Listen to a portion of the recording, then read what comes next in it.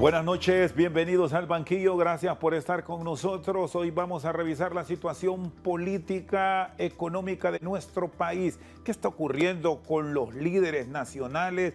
¿Por qué se ha hecho a un lado el diálogo? ¿Qué pasa? Ya está con nosotros don Olban Francisco Valladares, un destacado dirigente político y empresarial de nuestro país. Don Olban, qué gusto saludarlo, feliz noche. Bueno, ¿qué pasa con los políticos? Parece que esas concertaciones de antaño que contribuyeron a resolver grandes problemas de país, no las tenemos ahora. Buenas noches, qué gusto saludarlo. Muy buenas noches, Shendo. Muchísimas gracias por su gentil invitación y muchísimas gracias a todos los miles de televidentes que están pendientes de este programa. Trataremos entonces de dar algunas opiniones sin el ánimo de crear ninguna controversia, sino que es una opinión de este servidor y tal y como lo veo y respaldado tal vez por la manera en que la mayoría de las personas lo ven, lo discuten, lo comentan en la calle, en los moles, en las tiendas. O sea que no necesariamente esas opiniones son estrictamente patrimonio mío, sino que trato de multiplicar esa opinión generalizada que está en este momento muy confundida, que está muy angustiada y que está también sufriendo muchas penurias porque la situación económica, la falta de empleo y de oportunidades no les da a ellos una esperanza muy grande de poder subsistir en estos momentos y en el futuro inmediato. Ahora, y esto es justamente, don Olban, uno de los elementos que genera controversia porque parece que no somos tolerantes, algo que en medio de la democracia de nuestro país se vivió y se ha experimentado porque no necesariamente se tiene que tener compatibilidad de criterios, pero lo importante en medio de esta divergencia es escuchar y buscar entendimiento, pero de esto nos hemos alejado. Yo creo que debemos ser muy honestos y transparentes en la manera en que analizamos esta situación, Chendo. Se ha dado en los últimos meses, posiblemente en un par de años, el prurito de solamente creer que esta crisis arranca con los 12 años de Juan Orlando Hernández, agregándole los 4 de Porfirio Lobo, y no queremos entender, o por un sector de la población no quiere entender, que en realidad esta crisis arranca mucho más antes. Yo digo que arranca también en el periodo de don Manuel Zelaya Rosales, porque examinemos un poco esto. Don Manuel Zelaya, don Mel Zelaya, no fue muy ordenado en el manejo de las finanzas públicas.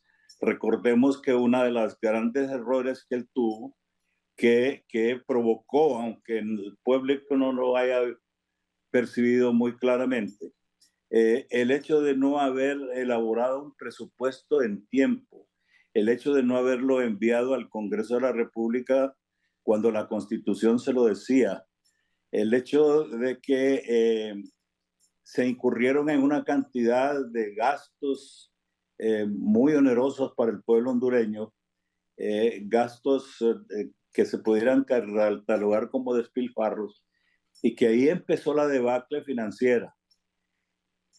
En el periodo ya sabemos lo que ocurrió desde el punto de vista político. No, nadie debe vestirse de túnica blanca en el sentido de que no tuvo responsabilidades.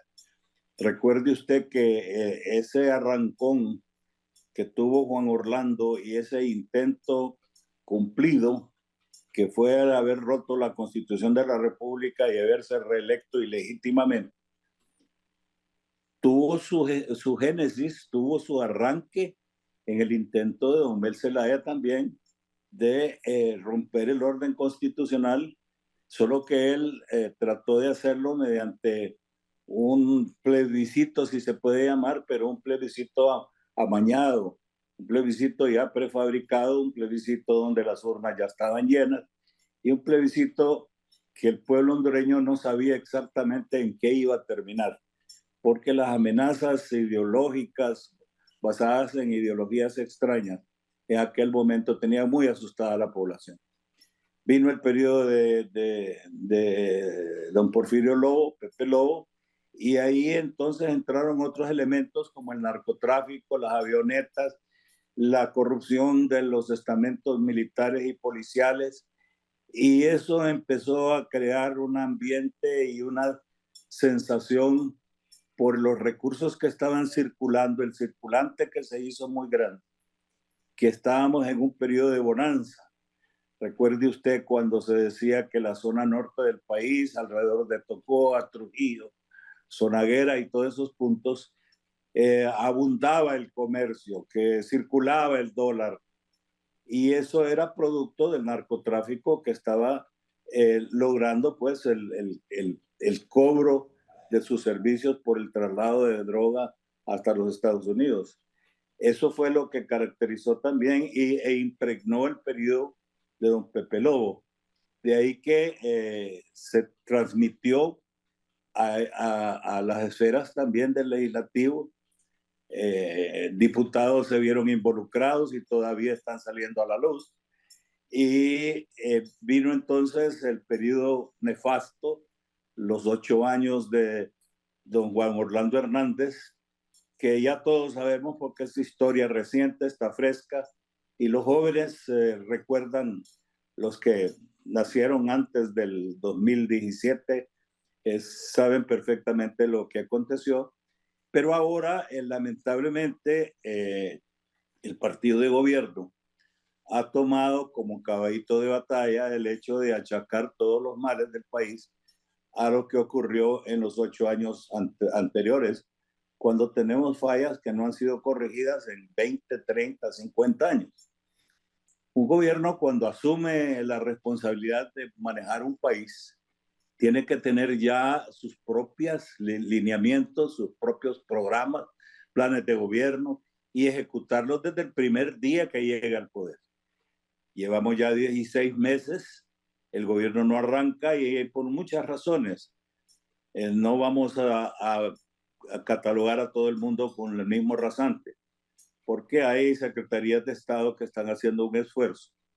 Se quejan muchos en privado a secretarios de Estado de que no tienen los recursos financieros suficientes para poder empujar la carreta, y entonces todos los dedos señalan a la Secretaría de Finanzas porque no se sabe exactamente quién es el responsable de este atraso y de esta manera de no cumplir con el presupuesto, el Ahora, don cual Olva, hasta estas alturas no sobrepasa el 30% y las obras están paralizadas. pero estamos a tiempo de corregir, don Olvan, de enmendar el rumbo de muchas decisiones que al final deben ser punto de salvación de muchos problemas que tenemos en el país, más allá de no tener compatibilidad en la ideología política entre uno u otro partido. Siendo la señora presidente tiene 1 año y medio, en realidad tiene 2 y medio para llegar al final de su periodo, pero yo diría que tiene 1 año y medio antes de llegar al año político y de propaganda para ver si endereza el barco.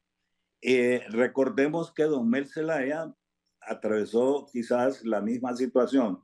Los primeros 2 años de gobierno de Mel Zelaya los llevó adelante solo con políticos. En las instituciones había solamente personas que habían colaborado en sus campañas y que eran las figuras notables. Sin embargo, a los 2 años el barco no se movía. Teníamos aquellas insuficiencias en materia de producción eléctrica, y era porque andaban persiguiendo durante 2 años, andaban persiguiendo a ciertos personajes que creían que estaban involucrados en cada proyecto hidroeléctrico o eólico que se podía. Y entonces esa era la excusa de que por estar persiguiendo y buscando y investigando, no habían hecho todas las previsiones para una crisis energética con posterioridad.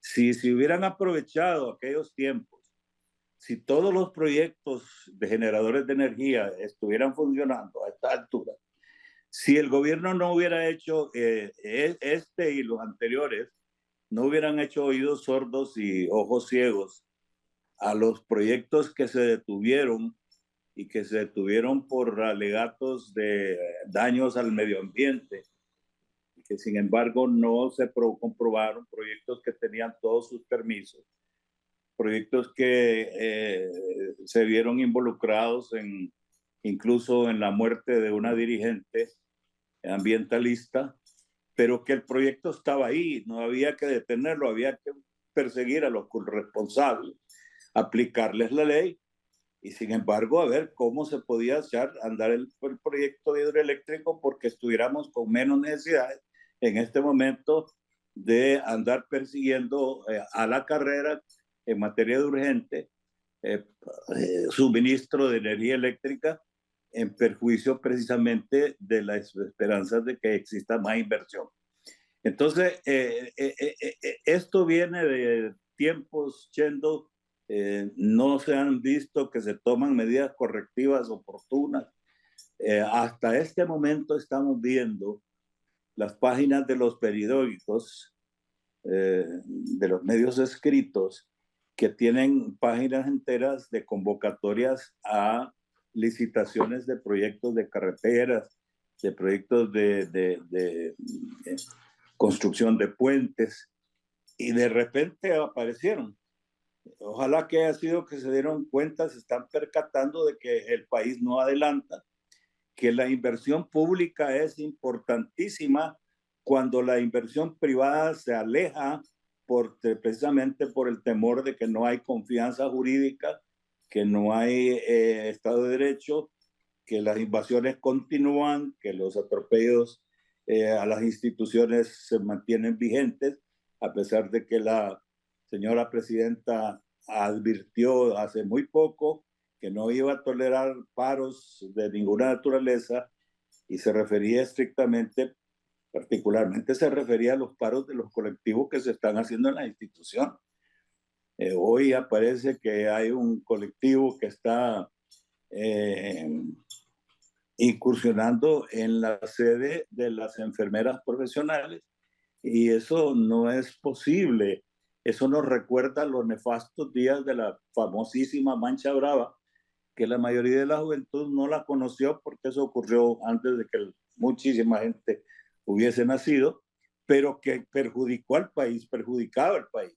Era una manera de atemorizar, de reprimir manifestaciones de quejas, de reivindicaciones salariales, de mejores condiciones de trabajo, y sin embargo se están reprimiendo de esa manera y eso está perjudicando enormemente. Eso es lo que está desestabilizando o debilitando, no quiero usar la palabra desestabilizar, los gobiernos no se desestabilizan por sí, se desestabilizan por sí solos, no los desestabiliza nadie. Y entonces esa es la situación que estamos viviendo, Chendo, que la mayoría de los hondureños sensatos no quisiéramos vivirlo. Muy bien. No queremos que esto ocurra, hay tiempo todavía de hacer correcciones. Ojalá que la señora presidenta se amarre la faja y que aparte a quien no le sirve. Muy bien. Don Olvan Valladares está con nosotros al banquillo. Hacemos una pausa. Cuando retornemos vamos a seguir desarrollando este tema de la energía que está generando enormes dificultades no solo al sector inversionista, sino al hondureño común que se ve afectado por la falta de potencia. Ya regresamos. ¿Cuánto hace que se construyó Cajón? Cajón se construyó, se inauguró allá por el año 80, creo que lo inauguró Polo Paz. Y desde ese momento se sabía que el Cajón necesitaba una turbina más. Estamos hablando de hace 40 y pico de años, eso es un montón de años. Y sin embargo, no hubo nunca una planificación para poder hacer que esa cuarta turbina se pudiera instalar. Esa turbina iba a generar suficiente capacidad para poder reducir la necesidad en este momento.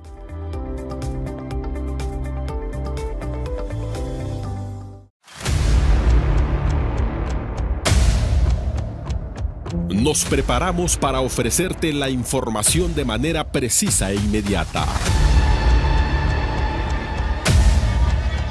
Desde la producción hasta la transmisión de cada noticia.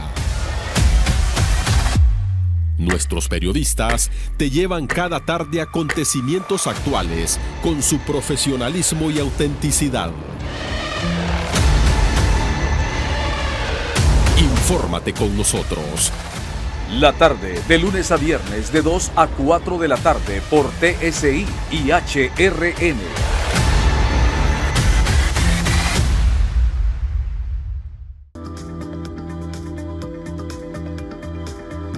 Seguimos al banquillo con don Olvan Valladares. Bueno, este tema que me abordaba al cierre del segmento anterior, el tema energético, el tema energía, que son separados, nos genera enorme dificultad en este instante a nivel de país. ¿Qué es lo que está pasando en estas grandes decisiones que no se deberían estar hablando hoy? Estos son problemas que los arrastramos, don Olvan, desde hace años. Yo recuerdo del momento en que usted aspiró a ser presidente de Honduras en la elección que ganó el doctor Carlos Roberto Reina. Teníamos una crisis, usted lo recuerda. Al final somos un país que parece que la palabra planificación no existe. Y reitero, no es de ahora, es de décadas y décadas. ¿Cómo enfrentar esta que sí es crisis para toda la hondureñidad? Tiene razón, Chendo. Y fíjese que hubo intentos al principio de los 80s. Yo recuerdo en tiempos del ingeniero Pepín Azcona, en planificación había un hombre extraordinario que se llamaba don Emil Falk. Don Emil Falk hizo un diagnóstico prácticamente de los 298 municipios del país y estableció precisamente a qué debería dedicarse cada municipio de acuerdo con los recursos naturales que tenía a su alrededor, de acuerdo a la capacidad de mano de obra que tenía, la fuerza laboral, de acuerdo con la cantidad de técnicos que tenía, oriundos de los lugares. Y sin embargo, cuando vino el siguiente gobierno, lastimosamente, como hemos hecho la práctica siempre nosotros en Honduras, de que somos como los mayas, que enterramos los monumentos anteriores y queremos construir los nuestros, y muchas veces no nos da ni tiempo. 4 años no da tiempo para querer construir, porque mire usted lo que ocurre en este gobierno, ya desperdició a 16, 17 meses, y todavía no vemos cuál es el objetivo, cuál es la orientación, con excepción de esa orientación política, ideológica que se le ha pretendido dar y que obviamente recibe el rechazo de la mayoría de la gente, del pueblo hondureño, porque el pueblo hondureño no admite teorías, ideologías que ya han fracasado y que tienen a otros países prácticamente en niveles de esclavitud. Entonces, uno de los problemas es eso, que no tomamos aquellos proyectos y aquellos programas que han sido efectivos anteriormente, los mejoramos, los ampliamos y seguimos adelante paralelamente con los proyectos y programas nuestros, de nuestro partido, de acuerdo con nuestros principios, pero no estamos acostumbrados, como le digo, precisamente a destruir lo anterior. No importa, y eso ocurrió siempre. Por ejemplo, recuerdo en el periodo del doctor Suazo Córdoba, todo lo que habían hecho los militares, había que ponerle las 4 cruces, enterrarlo, porque no servía, y sin embargo, en el periodo de los años 70 se instituyeron ciertas instituciones muy efectivas, buenas, adecuadas. Se destruyó, por ejemplo, en el tiempo de don Rafael Leonardo Callejas, lo que se había avanzado en materia de reforma agraria. Me acuerdo que todo lo que olía a planificación agrícola, la organización de cooperativas, asociaciones campesinas, todo eso se vino al traste y hubo una orientación directa del partido de gobierno o del gobierno de ese momento, de don Rafael Leonardo Callejas, en el sentido de destruir sindicatos, al punto que ahora usted lo ve, que son sindicatos que no aportan al crecimiento del país, se quedaron colgados de aquellas reivindicaciones de los años 60, 70, que prácticamente eran solamente salariales, y usted no ve a la dirigencia política, excepto en aquellas oportunidades en que los llama el Ejecutivo, pero no los ve más que cuando se va a discutir un salario mínimo, que ya es tiempo de que se le vayan dando ciertas orientaciones, porque está provocando y va a provocar en un muy corto plazo problemas económicos graves. Ahora, don Olvan, y en el tema, precisamente. sí, y en el tema puntual de la estatal eléctrica, ¿cómo deberá enfrentarse desde su óptica usted como economista? Porque aquí, más allá del problema que ya se está generando, es pensar en los próximos meses donde la escasez de potencia nos puede pasar factura a nivel de la gran inversión y de la misma población que se ve afectada por los apagones que están a la orden del día. Frente a los grandes problemas de inversión que tiene la NE, que ha sido el lunar negro para entrar en negociaciones con los organismos internacionales. Fíjese que por esa falta de previsión, Chendo, por ejemplo, mire usted que todos esos proyectos grandes han quedado inconclusos. ¿Cuánto hace que se construyó Cajón? Cajón se inauguró allá por el año 80, creo que lo inauguró Polo Paz. Y desde ese momento se sabía que el Cajón necesitaba una turbina más. Estamos hablando de hace 40 y pico de años, eso es un montón de años. Y sin embargo, no hubo nunca una planificación para poder hacer que esa cuarta turbina se pudiera instalar. Esa turbina iba a generar suficiente capacidad para poder reducir la necesidad en este momento. Mire usted lo que está pasando con las centrales hidroeléctricas de Olancho, de Patuca. Ahí falta completarlos. Y no solo basta con promover la generación. Es importante que se revise también el problema de la transmisión, porque está tan vieja y obsoleta que en algunos lados, precisamente por eso es que ocurren una cantidad de apagones, por el recalentamiento de las líneas, porque se caen los postes y se interrumpe la operación, porque todavía estamos con postes de madera que se pudren con los inviernos, se caen, ocurren una cantidad de elementos que deben ser previstos. Una institución ágil, una institución eficiente, está atenta a lo que está pasando y está previendo esas cosas, pero no tenemos eso. Y sin embargo, estas instituciones se han históricamente drenado, tanto la ENE como Ondutel y las otras instituciones, el SANA mismo, han servido de refugio para activistas, para amigos correligionarios, y el problema es que ahora ya no se tienta en la bolsa para poder disparar salarios de 80, 100, ciento y pico mil lempiras, que son una injusticia para el pueblo hondureño. ¿Y dónde, don Olvan?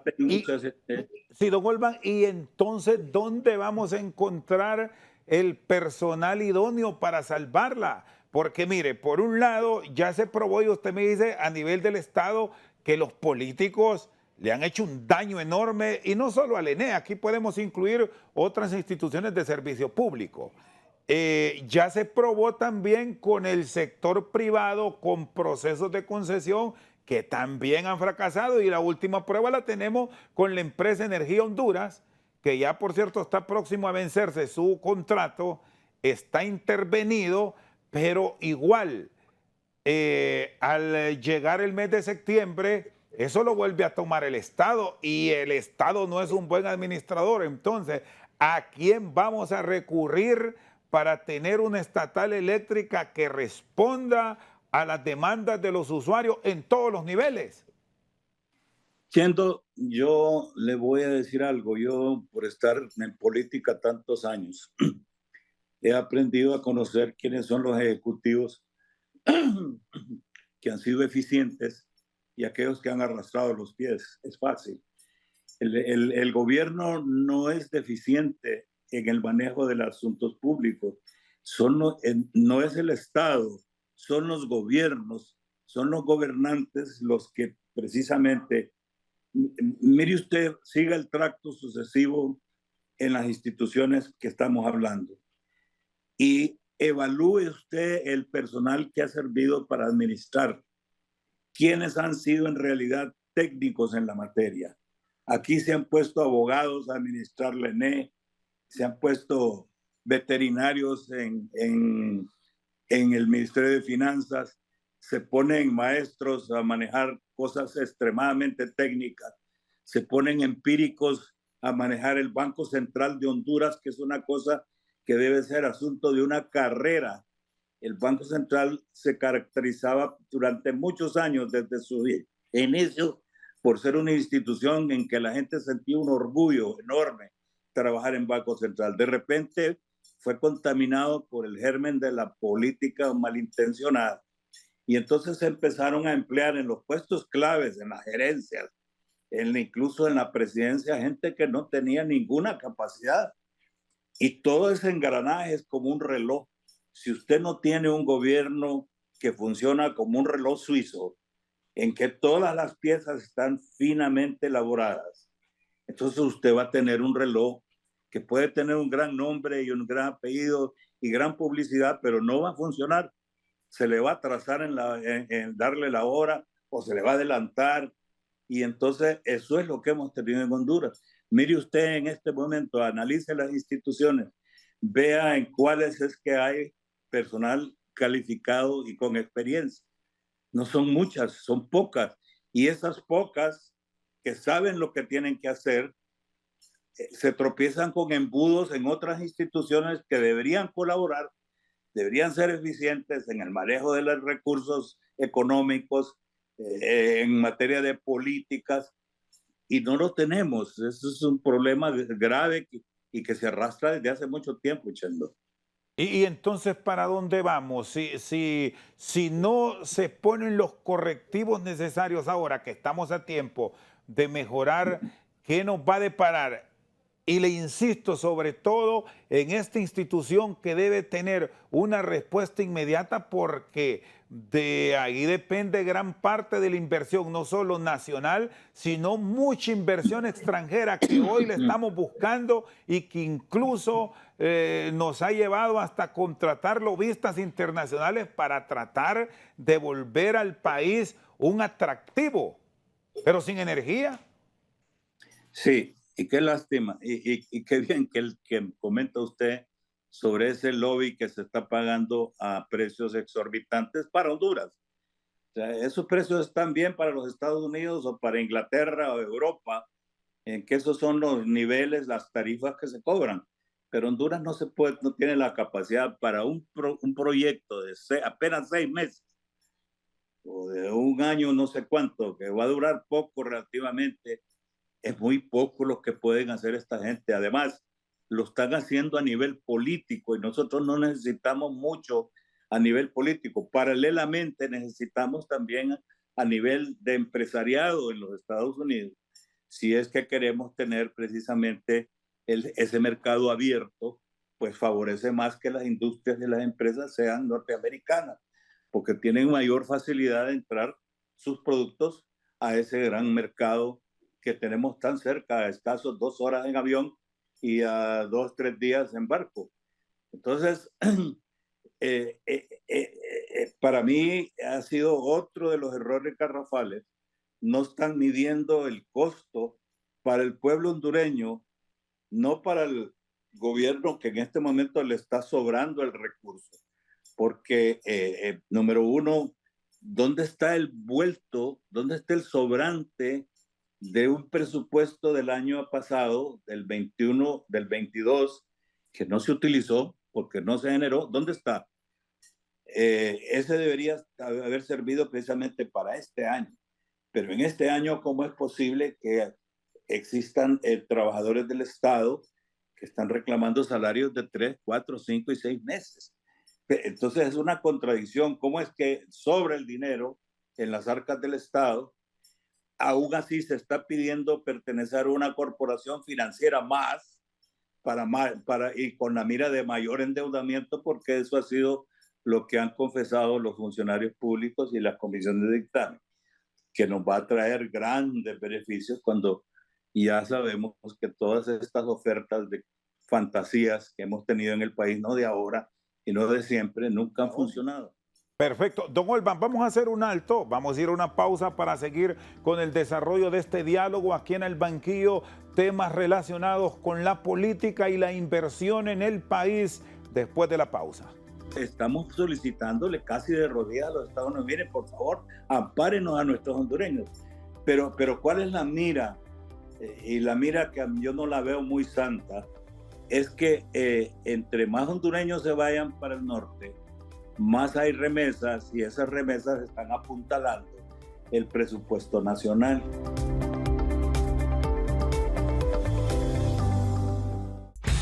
Tu cita con el deporte es a las 5 de la tarde. Las Dueñas del Balón, el único programa a nivel nacional que envuelve todas las disciplinas deportivas. Te damos un repaso del mejor baloncesto del mundo. Seguimos el paso de Mauricio Dubón en las grandes ligas. Hay que abrocharse el cinturón con la temporada 2023 de la Fórmula 1. Pero no podemos dejar de lado nuestra Liga 5 Estrellas y la selección nacional. Y siempre queremos estar más cerca de vos. Muchas gracias por todo el apoyo a las Dueñas del Balón. Un saludo para las Dueñas del Balón. ¡Go Panthers! Muchas gracias, Dueños del Balón.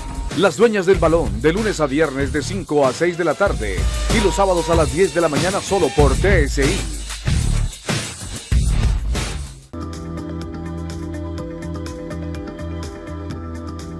Seguimos esta noche al banquillo con el economista Olban Francisco Valladares. Recurrir a agentes internacionales, a lobistas para acercarnos a los grandes mercados, que ya se lo planteaba. ¿Qué refleja para el país esto, don Olban? ¿Y cómo queda la actividad que en todo caso deben desarrollar los agentes diplomáticos? ¿O es que los mercados ahora, su penetración es tan complicada que habrá que recurrir a quienes han ostentado cargos de relevancia dentro de administraciones? Y vamos a hablar concretamente de los Estados Unidos para acercarnos a ellos. Chento, los lobistas de Washington son los lobistas políticos. No necesariamente son aquellos que tienen acercamiento con los clubes de inversionistas, con la gente que puede venir precisamente aquí, tipo Bill Gates, tipo este señor caballero, uno de los multimillonarios del mundo que tiene participación en nuestras industrias de textiles en el norte. El cabildeo político en Washington debería serlo nuestro embajador, y nuestro embajador debería tener ya el fogueo, el training, y debería ser un hombre que no debería estar 4 años ni 5 años, sino que hiciera una carrera precisamente ahí, algo así como lo que ha hecho doña Lizy Flores en Naciones Unidas, que tiene ya muchísimos años de estar permanente, llega a conocer la gente, sabe cuáles son los mecanismos para poder agenciarse proyectos de Naciones Unidas y puede desempeñarse, pero aquí cambiamos gente improvisada en los lugares más importantes que hay, en la UNESCO, en la FAO misma, en esos sitios donde se desarrollan precisamente los proyectos de asistencia a los países subdesarrollados como el nuestro. Mire, a mí lo que me preocupa enormemente, Chendo, es que la brecha que se está abriendo cada vez más y nos está alejando de ese mundo que se está desarrollando en América Latina, particularmente países que han estado sufriendo calamidades enormes de guerras intestinas, problemas de tipo económico, sin embargo, están avanzando. Y estos países, por ejemplo, del Triángulo Norte, que nos preocupa a nosotros, porque ya hacia el sur ya hay una como autonomía, no hay una intención de mezclarse con nosotros. Entonces, estos de Triángulo del Norte que padecemos los mismos males, tenemos que vernos como un conjunto y no separadamente. Y tenemos Pero, esa buena relación, don Olban, para tener peticiones en conjunto, o los gobiernos tanto de Yamatei como de Nayib Bukele se nos han adelantado en la comunicación con Estados Unidos, porque aquí hay muchos sectores de la actual administración y no se puede negar que mientras tenemos ejecutivos que sí mantienen esa buena relación con Estados Unidos, hay otros que no les es de buena vista mantenerse en contacto con el mercado del norte y más bien están viendo a Asia y están viendo al sur de América. Y esos personajes son lunares en el gobierno de doña Xiomara. Mire, hay que reconocerle a doña Xiomara que ha hecho esfuerzos enormes por estar en medio de dos fuegos. Uno, el fuego interno de la línea dura de su partido, que son precisamente esos que pasan suspirando más allá del Pacífico, ya ni siquiera de Europa, sino que lo hacen hacia la China, Corea del Norte y por así por el estilo.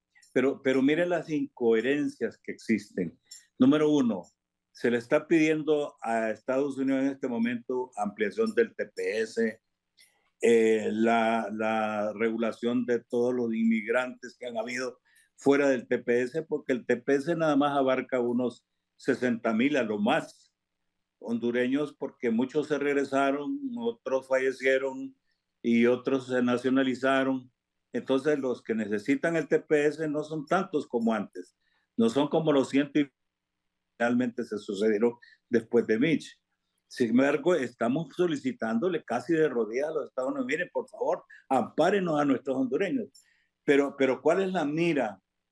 Y la mira que yo no la veo muy santa, es que entre más hondureños se vayan para el norte, más hay remesas y esas remesas están apuntalando el presupuesto nacional.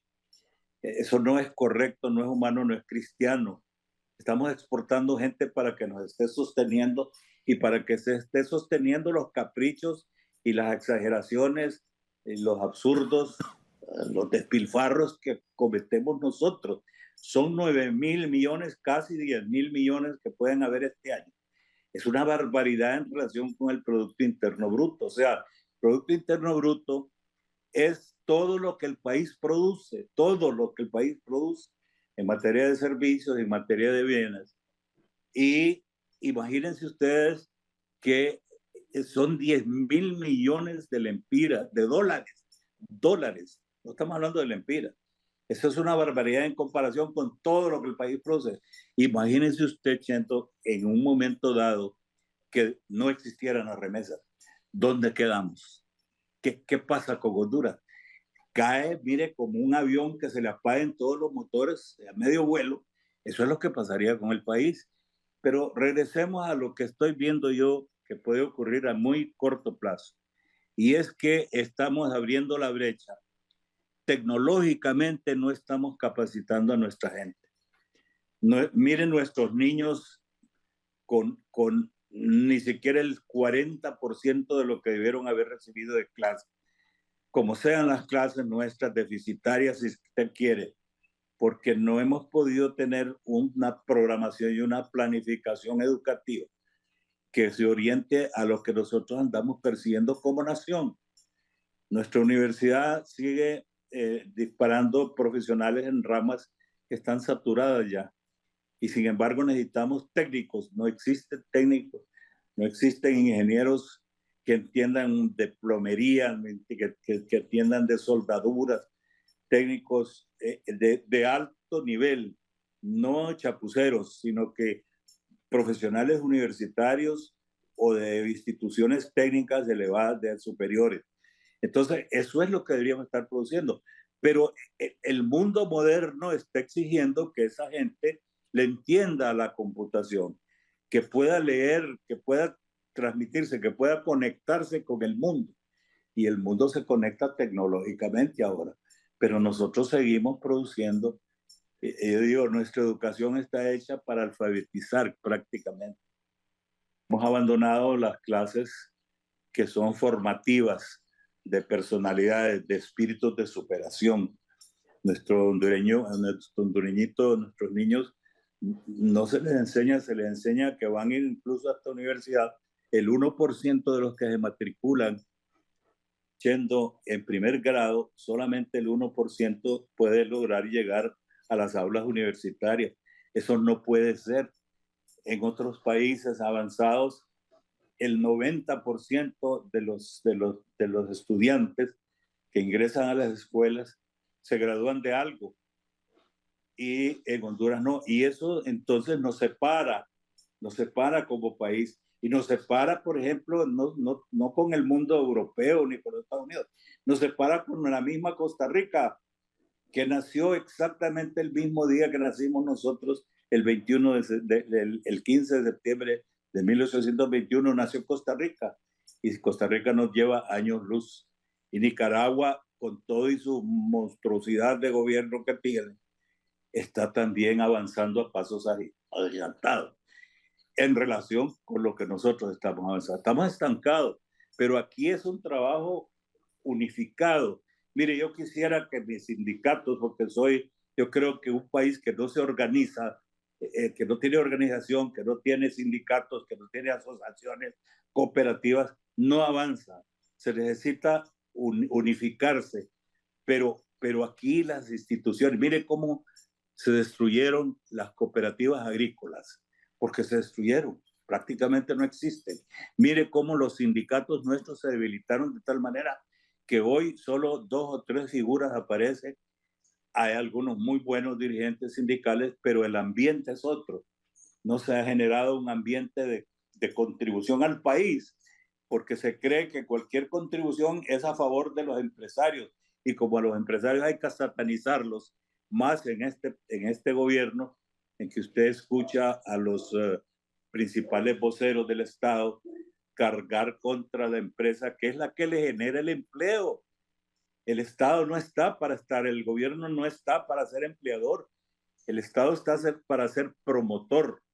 El Estado no puede ser ni espectador en las graderías, viendo que están dando en la chimpinía de abajo, ni ser paternalista de querer abarcar todo. No. Muy bien. Tenía que adoptar una posición de promotor.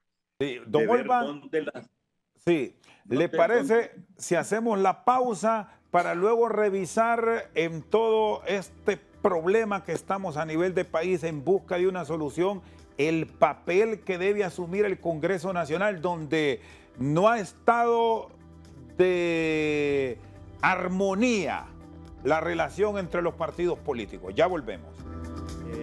Este Congreso falló desde el primer día.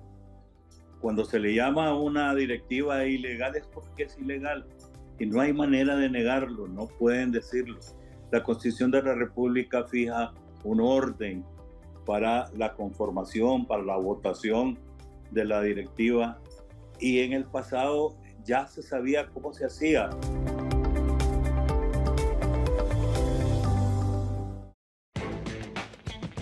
Desde cualquier dispositivo, lugar y compañía, Al Banquillo te lleva un análisis a profundidad de la mano de los expertos. Puedes vernos en televicentro.com o en nuestras redes sociales, @TSI Honduras. Al Banquillo, de lunes a viernes a las 8 de la noche por TSI y domingos a las 5 de la tarde.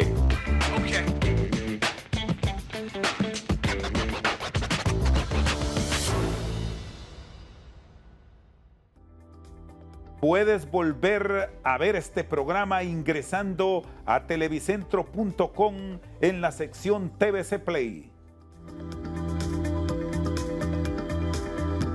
Seguimos al banquillo con el empresario y economista Olvan Valladares. Gran parte de solucionar estos conflictos que tenemos pasa por el órgano político. Congreso Nacional, con representación de todos los partidos legalmente inscritos en el país. Pero ahí en ese hemiciclo donde en el pasado se mantuvo el diálogo, hoy no está. Y es un pleito casi frecuente. ¿Qué hacer o cómo encontrar ese consenso, don Olvan? Tiene razón, Chendo. Mire, usted cubrió la crónica parlamentaria por algún tiempo, hace muchos años. Y yo le voy a decir algo para nuestros televidentes. La oposición siempre ha existido en el Congreso de la República. Y ha existido también no el enfrentamiento vulgar, ese de las patadas y los empujones, o del lanzamiento de objetos y quebrar objetos de la mesa directa. Eso jamás se había visto, nunca se había visto. Y sin embargo se había, pero recuerde usted que eran las intervenciones de altura. La oposición en la asamblea se llevaba a cabo con discursos y planteamientos racionales, inteligentes, por personas que podían manejar precisamente los temas porque los habían estudiado. Pero ¿qué pasa ahora? Vemos una generalizado, casi con las honrosas excepciones del caso, que en un mar de disturbios y de violencia, de malas palabras, de silbidos, de todas estas anomalías que son propias a veces de un enfrentamiento de un barrio y no de una cámara tan elevada como es el Congreso de la República. Entonces ahí nos indica precisamente que hay una dificultad de buscar caminos de armonía. Este Congreso falló desde el primer día. Cuando se le llama a una directiva ilegal es porque es ilegal y no hay manera de negarlo, no pueden decirlo. La Constitución de la República fija un orden para la conformación, para la votación de la directiva, y en el pasado ya se sabía cómo se hacía. O sea, las fuerzas mayoritarias imponían su voluntad, pero no existían estos enfrentamientos y estos ataques corporales y verbales. Entonces, lo que estamos viendo es que diariamente se están cometiendo grandes fallas. Se violenta el orden constitucional que fija cómo el Congreso debe operar. Se violenta los procedimientos parlamentarios que el mismo Congreso aceptó como válidos. Se violenta el respeto, se impide el uso de la palabra. Una cantidad de irregularidades, de atropellos y de abusos que no dicen nada bueno del país, porque estas cosas trascienden. Si solo se quedaran en el barrio, si solo nosotros los que estamos imbuidos en este rollo político nos diéramos cuenta de lo que pasa, enhorabuena, ni modo. Así somos los hondureños y vamos a seguir adelante sin progresar. Pero el problema es que trasciende nuestras fronteras. Estas cosas las están viendo. Ahora tenemos un canal de televisión que filma precisamente estas cosas y la transmite al mundo. Y si seguimos con esta parálisis, ¿qué nos puede ocurrir como país? Que sigamos atrasándonos, Chendo. Lo que acaba de ocurrir es una monstruosidad parlamentaria. Se cierra una sesión, se emite un decreto prolongando el periodo ordinario para que abarque el mes de junio. Y sin embargo, sin haber nombrado la comisión permanente que la Constitución lo establece, se convoca a una sesión extraordinaria. No se lee en actas anteriores, precisamente por eso se hizo. Alguno de esos trasnochados asesores del presidente o él mismo se inventó que, bueno, como era una sesión ordinaria, vamos a hacer una extraordinaria para que no tengamos que leer el acta. Eso rompe un orden. Eso no es aceptable en ninguna institución, ni en ninguna empresa se puede hacer eso. Y las extraordinarias también son para discutir temas específicos, de muy alta calidad, cosas de urgente. Por eso se llaman extraordinarias. Por eso es que ellos, pensándolo bien, dijeron vamos a extender el periodo ordinario. Pero como si hacían una sesión ordinaria y convocaban ahorita en junio, había que leer el acta anterior y aprobarla, no ratificarla, aprobarla, el acta, Chendo, porque el acta es una radiografía de la sesión, de todo lo que aconteció. Nos guste o no nos guste, tenemos que aprobarla si el acta reúne todos los requisitos y los detalles que se llevaron a cabo. ¿Nos llevará este conflicto, ahora, don Olban, perdón, nos llevará este conflicto a una actuación del Poder Judicial por aquello de los recursos, que en un Estado de Derecho la petición es válida? Claro que puede ser perfectamente bien. La Corte Suprema puede aceptar un recurso de inconstitucionalidad y ordenarle al Congreso de que tiene que seguir el tracto correcto de los acontecimientos. Yo le decía, es muy importante que nuestros televidentes lo sepan y que lo sepan los diputados, porque no los he escuchado. Es que el acta no solo tiene el punto de aprobación del acta o improbación del acta, pero la improbación se da solamente cuando el acta contiene errores, ya sea porque la Secretaría utilizó mal el lenguaje, errores gramaticales, puntos y comas, o que la Secretaría incluyó en esa acta algo que no se había discutido, o bien que dejó de incluir en el acta algo que se discutió y se aprobó. Entonces esa acta no se aprueba hasta que no se corrigen las cosas. Pero una vez que los diputados que están obligados a aprobar el acta, una vez que esta reúna todos los requisitos, viene el punto ineludible de las reconsideraciones, siendo ese es el punto siguiente a la aprobación de un acta. Y el secretario está obligado a decir alguna reconsideración al acta, y en ese momento, por la vía de mociones, cualquier diputado, uno, varios o todos, pueden decir, sí señor, el punto X en que aprobamos tal cosa del tiempo de la sesión anterior a hoy han ocurrido estos acontecimientos, tenemos esta y otra información, no conviene eso que aprobamos y mi voto es no, y mociono en el sentido de que ese punto no sea aprobado. ¿Quién aquí, don Olban, todo y se vota? Sí, aquí, don Olban, y cierro con eso, tenemos un minuto, me dice producción, todo el conflicto se genera por la adhesión de Honduras a la Corporación Andina de Fomento. Correcto. Como está el planteamiento, no se puede mandar a una publicación qué riesgos hay en caso de hacerlo por aquello de los compromisos financieros que asumiría nuestro país. ¿Cuál debe ser el actuar para corregir los errores y que todo marche bien? Mire, en primer lugar, si eso ocurre, hay un claro abuso de autoridad. Y eso es está penado por la ley. Y ahí no se salva el presidente, el secretario y todos los de la junta directiva que hayan aprobado ese procedimiento. En segundo lugar, ¿por qué se suscita este conflicto? Porque en todas las cosas que no son lógicas, como decía un abogado amigo mío ya fenecido, o son ilegales o son inmorales. ¿Por qué no se dio a conocer ese proyecto con anterioridad? ¿Por qué no se le dieron las explicaciones a toda la Cámara y al pueblo hondureño de los pros y los contras de esa cuestión? ¿Por qué no nos dicen cuál va a ser el rendimiento de esos 11,000 millones de lempiras? ¿Qué tasas de interés nos van a pagar? ¿Cada cuánto nos van a pagar?